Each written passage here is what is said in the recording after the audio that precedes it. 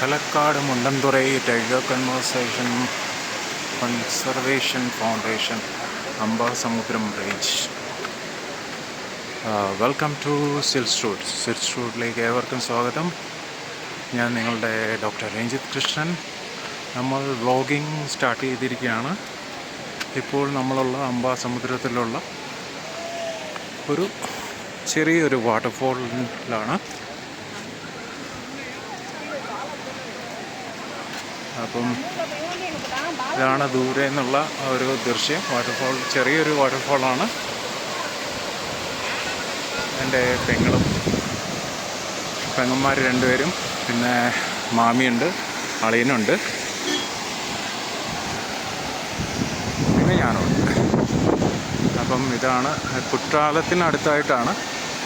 കുറ്റാലത്ത് നിന്ന് ഏകദേശം 46 കിലോമീറ്റർ മാറിയാണ് ഈ ഒരു വെള്ളച്ചാട്ടം ഉള്ളത്.